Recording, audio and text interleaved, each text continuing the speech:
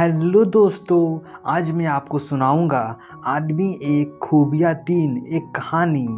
एक बार अकबर और बीरबल बगीचे में बैठे थे। अचानक अकबर ने बीरबल से पूछा कि क्या तुम किसी ऐसे इंसान को खोज सकते हो जिसमें अलग अलग बोली बोलने की खूबी हो। बीरबल ने कहा, क्यों नहीं, मैं एक आदमी को जानता हूँ जो तोते की बोली बोलता है, शेर की बोली बोलता है और गधे की बोली भी बोलता है।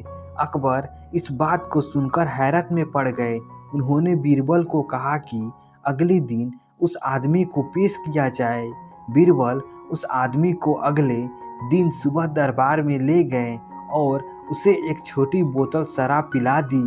अब हल्के नशे की हालत में शराबी अकबर बादशाह के आगे खड़ा था। वह जानता था कि दारू पीकर आया जानकर बादशाह सजा देगा, इसलिए वह गिड़गिड़ाने लगा और बादशाह की खुशामद करने लगा।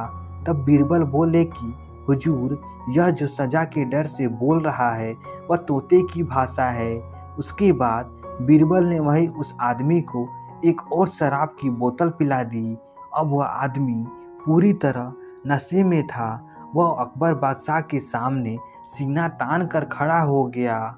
उसने कहा कि आप अगर नगर के बादशाह हैं तो क्या हुआ, मैं भी अपने घर का बादशाह हूँ। मैं यहाँ किसी से नहीं डरता हूँ। बीरबल बोले कि हुजूर, अब शराब के नशे में निडर होकर यह जो बोल रहा है यह शेर की भाषा है। अब फिर से बीरबल ने उस आदमी का मुंह पकड़कर एक और बोतल उसके गले से उतार दी। इस बार वह आदमी लड़खड़ाते गिरते पड़ते हुए जमीन पर लेट गया और हाथ पांव हवा में भांजते हुए मुंह से उलझुल आवाजें निकालने लगा।